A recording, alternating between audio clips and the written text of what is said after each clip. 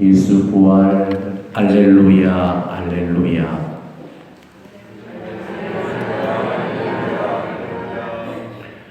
우리가 좀 더 고급지게 부활 축하하면서 다시 한번 나누도록 하겠습니다.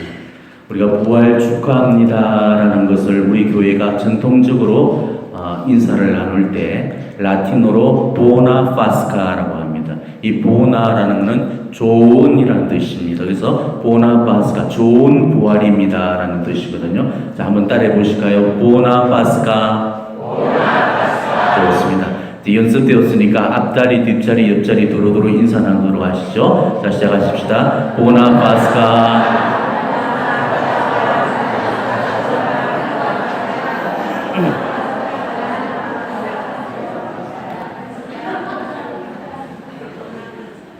예, 보나 파스카, 좋은 부활이라고 지금 우리가 인사를 했는데, 자, 그렇다면 왜 좋은 부활일까? 예수님이 부활하시기 때문에, 예수님이 부활하시는데 왜 내가 좋습니까? 예수님 부활하신 거랑 나랑 무슨 상관이 있죠? 뭐 예수님이 부활하셨다고 내한테 돈을 줘요, 집을 사줘요. 하게 하면 달걀은 2개씩은 다 나눠줍니다만은, 예수님께서 부활하셔서 내가 좋을 이유는 없는 거예요. 자, 그런데 우리 예수님은 죽으실 필요가 없으신 분이시고 또 부활하실 필요도 없는 분이셨죠. 왜? 하나님의 아들이시고 또 하나님이신 분이신데 죽을 필요가 없고 부활하실 이유도 없으신 거죠. 자, 그렇다면 지금 그분이 죽으시고 부활하셨다면 그 죽음과 그 부활은 과연 누구의 것이 되겠습니까? 그분의 죽음도 우리를 위한 것이요, 그분의 부활 역시도 우리를 위한 것이었습니다. 죽지 않아도 되실 분이 죽으셨고 부활하지 않아도 되실 분이 부활하셨다면 그것은 그분에게서 필요한 것이 아니고 우리한테서 필요했었기 때문에 그러셨던 거죠. 자, 그렇다면 예수님의 부활이 나에게 의미를 가지려면 바로 이 부활이 예수님의 것이 아니고 바로 내 자신의 것이 되어야 되는 거죠. 그래야 예수님의 부활이 나한테서 비로소 의미를 가지게 된다는 것입니다. 부활은 예수님으로 말미암아 선사받은 축복입니다. 누구나 다 누리라고 내어주시는 선물이죠. 그렇기 때문에 우리는 이 부활 성야의 이 밤에 예수님의 부활만을 선포할 것이 아니라 내 부활도 동시에 선포를 하셔야 되는 것입니다. 예수님께서 부활하셨다만을 외칠 것이 아니고 나도 부활했다라고 외칠 수 있어야 되는 거죠. 이게 부활신앙입니다. 우리는 오늘로부터 시작해서 앞으로 계속 살게 될 그 부활 시기를 이제 부활신앙 속에서 살아가게 됩니다. 그렇지만 우리가 이 장구한 부활 시기를 정말 부활신앙도 없이 살아간다면 그는 부활을 사는 사람의 모습이 되어질 수 없는 거죠. 부활신앙으로 산다는 것이 얼마나 중요한지, 그러면서도 또 부활신앙을 산다는 것이 또한 얼마나 어려운 일인지, 부활은 믿고 있으면서도 부활을 살지 못하는 그런 모습들이 얼마나 많은지 우리는 자기 자신한테 정말 진지하게 묻고 성찰을 해보셔야만 될 것입니다. 우리는 흔히 죽어야만 부활할 수 있다고 생각을 합니다. 그러나 부활은 죽어야만 만나는 사건이 아니에요. 죽은 다음에 부활하는 것은 이 다음에 우리가 죽어서 이룰 그런 부활이고 지금 살아서 이룰 부활은 따로 있는 것입니다. 우리는 지금 바로 여기서 부활을 해야 되는 거죠. 복음에서도 그 증거가 되는 대목이 나오죠. 자, 예수님께서 마르타한테 네 오빠는 다시 살아날 것이다 라고 그렇게 라자로의 부활을 소식을 예고해 주셨을 때 마르타가 뭐라고 대답을 했습니까? 마지막 날에 부활 때 오빠도 다시 살아나리라는 것을 저도 알고 있습니다. 이렇게 대답을 했죠. 그러니까 마르타는 죽은 다음에 살아나는 것만을 부활인 줄로 그렇게 알고 있었습니다. 그렇지만 예수님은 저승에서 라자로를 부활시켰던 것이 아니고 이 승을 사는 그동안의 라자로를 부활시켜 주셨다는 거죠. 바로 이게 우리가 정말 이 승에서 살아내야 될 작은 부활이라는 것입니다. 우리는 바로 이 이승에서 이 작은 부활부터 먼저 살아내고 그리고 죽어서 저승에서 큰 부활을 만나야 되는 거죠. 사는 동안에 부활을 해야만이 죽었어도 부활을 할 수가 있는 것입니다. 살아서 부활하지 못하는 사람은 죽었어도 부활할 수 없기 때문에 우리는 반드시 살면서 이 부활을 이루어야 되는 것이죠. 자, 그렇다면 지금 우리는 어떤 부활을 살아야 되겠는가? 바로 주에서 죽고 하나님 안에서 새로 나는 그 부활을 살아가야 되는 것입니다. 지금 우리한테는 얼마나 많은 죄와 허물과 또 악습과 잘못과 결점들이 있습니다. 우리가 그런 것을 지니고서는 우리는 결코 이 부활의 삶을 누릴 수가 없는 것입니다. 우리가 정말 이 부활의 삶을 누리고자 원한다면 우리는 먼저 죄에서 죽고 미움에서 죽고 분노에서 죽고 온갖 상처와 그 절망과 욕심에서 먼저 죽을 수 있어야 됩니다. 그리고 그 죽어진 그 자리에서 부활을 해야 되는 것이죠. 미움이 죽어진 바로 그 자리에서 용서를 부활시켜야 되는 것이고, 상처가 죽어진 그 자리에서 회복의 새살이 차오르도록 해야 되고, 욕심이 죽어진 그 자리에서 나눔이 사라져야 되는 것이죠. 자, 이렇게 따진다면은 지금 우리한테는 부활할 것들이 너무나도 많습니다. 지금 여러분은 살면서 몇 가지를 부활시키셨습니까?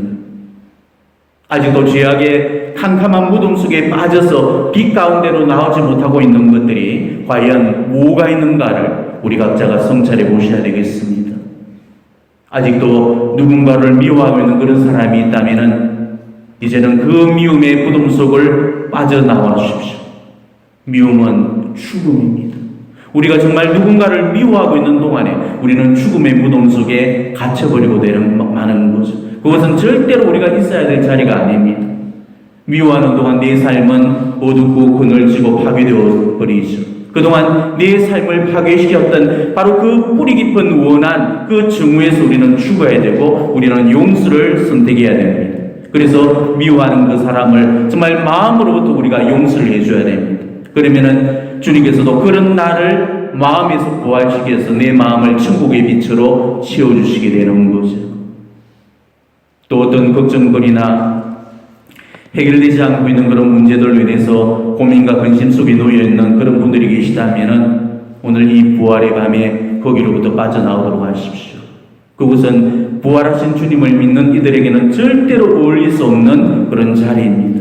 우리 주님을 온전히 믿어드리시고 우리 주님만을 신뢰하시고 우리 주님께만 희망을 두십시오.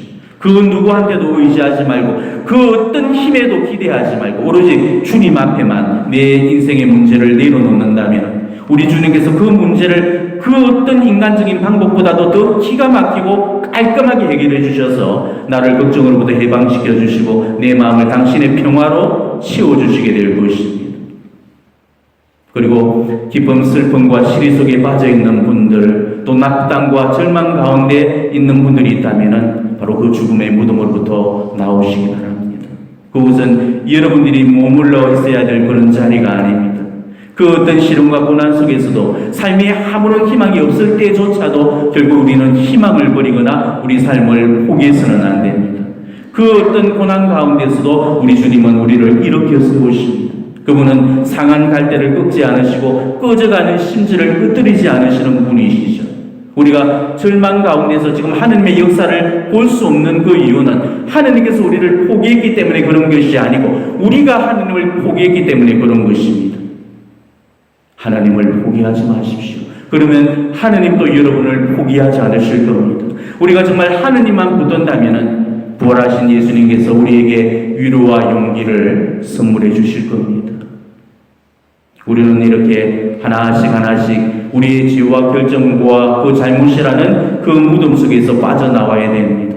완고하고 오만하고 교만한 그런 사람들은 주님의 무덤 속으로 들어가서 내 죄악을 그 속에 묻고 나오셔야 됩니다. 정말 남한테 베풀기를 인색하고 자기 욕심 속에 동해서 살고 있는 그런 사람들은 우리 주님께서 벗어놓으셨던 그 수위 옆에 내 모든 욕심, 욕망들을 벗어놓고 주님의 그 죽음의 무덤을 빠져나오셔야 되는 것입니다. 우리는 그렇게 내게서 주고 있는 그런 사랑과 기쁨과 평화를 부활시켜야 되고 믿음과 희망을 일으켜 세우셔야 되고 자비와 친절과 온유를 무덤에서 나오도록 하고 겸손과 나눔 그리고 배품을 살려내야 되는 것입니다. 이런 게 우리가 이승에서 이룩해야 될 부활의 삶인 것이죠. 그렇기 때문에 이 부활의 삶이란 것은 내 삶이 살아날 때 이루어지는 것입니다. 내 삶이 부활해야 예수님의 부활도 완성이 되는 것입니다. 예수님이 천날 만날 부활하셔도 내 삶이 부활하지 못한다면 그 부활은 내게 아무런 의미가 없는 것이죠. 예수님께서 나의 부활을 위해서 죽어주셨다면, 내가 부활하지 않는다면 예수님의 부활은 헛된 것이 되고 그 의미도 없어지게 되는 것이죠. 저는 정말 부활의 삶을 살고 싶습니다.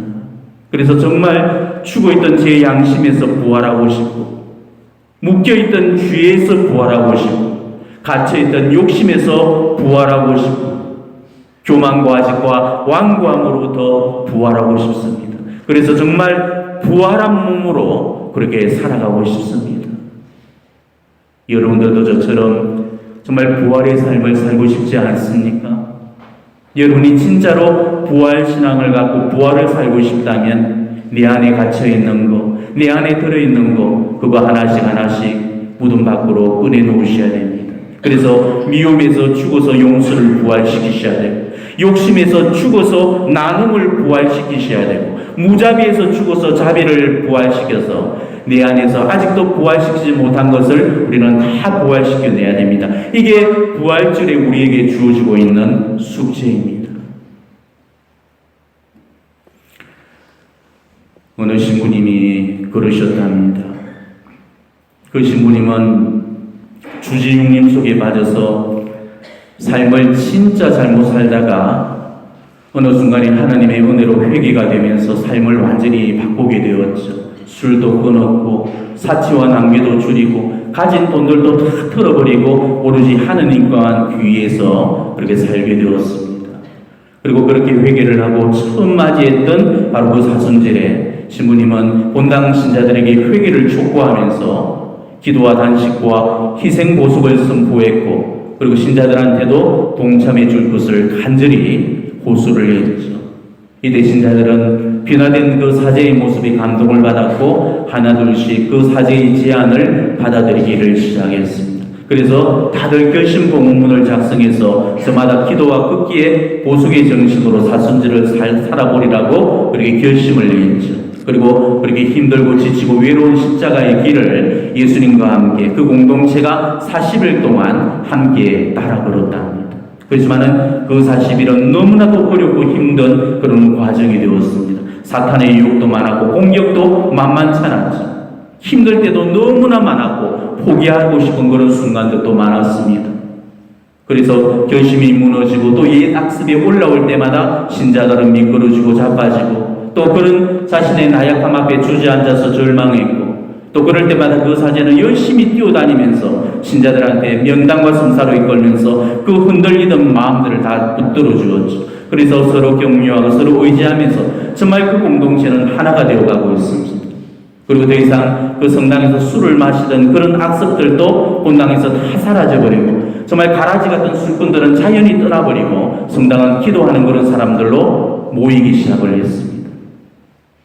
저작거리처럼 시끌벅적했던 그 성진의 모습은 온데간데 없이 사라져버렸고, 경건의 기도 소리만 들려왔고 늘 텅텅 비어있던 그 성전하는 기도하는 그런 사람들로 붐비기 시작했죠. 그렇게 사제도 변해가고 신자들도 변해가고, 이 사제와 전 신자가 결심봉헌을 한 그대로 사순시기를 정말 기쁜 침묵과 그 고행 속에서 진지하고 성실하게 보냈다고 그럽니다.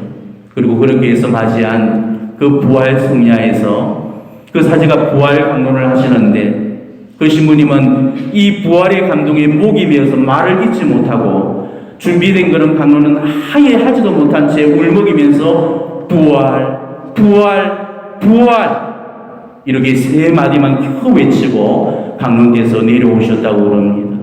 그런데도 전 신자가 뜨거운 그 눈물을 흘리면서 성전하는 울음바다가 되고 말았다고 그럽니다.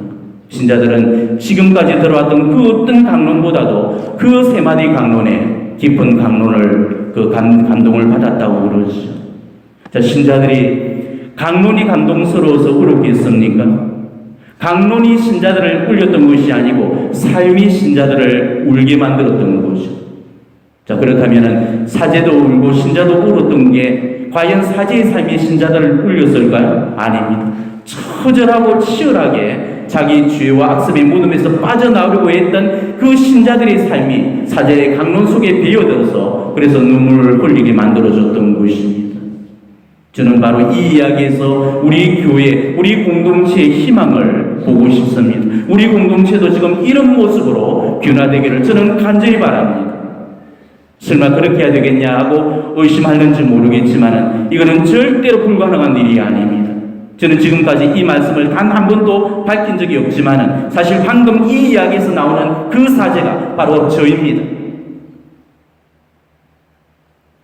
우리도 이런 감격, 이런 감동으로 부활을 살 수 있어야 됩니다. 나를 위해서 죽어주셨던 그 예수님의 은혜, 나를 부활시키기 위해서 당신 부활을 이루셨던 이 예수님의 은혜, 우리가 진짜로 예수님 부활을 이해하고 깨닫는다면 우리는 지금 이 부활을 정말 눈물 없이 감동 없이는 만나지 못할 것입니다. 나를 살리기 위해서 나 대신 죽으셨고 나를 부활시키기 위해서 당신이 부활하셨던 그 은혜를 생각한다면 이 기가 막힌 이 은총 앞에 아마 우리는 할 말을 잃고 말 것입니다. 예수님 생각만 해도 좋아서 너무 감사해서 너무 은혜로워서 이 기막힌 은총 앞에 눈물로 울먹이고 오열하는 이게 바로 우리가 받아야 될 부활의 은혜인 것이죠.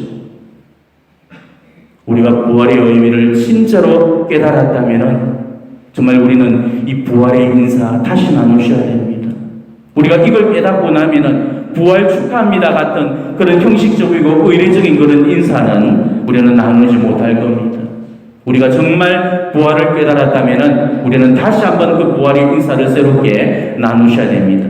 예수님이 당신을 위해서 부활해 주셨습니다. 지금 내 주변 분들에게 서로 두 손을 꼭 잡아주시면서 정말 사랑을 담고 축복을 담아서 이 인사를 다시 해보시기를 바랍니다. 자, 예수님이 당신을 위해 부활해 주셨습니다. 인사를 나누도록 해보십시오. 손을 잡아주시고 예수님이 당신을 위해 부활해 주셨습니다.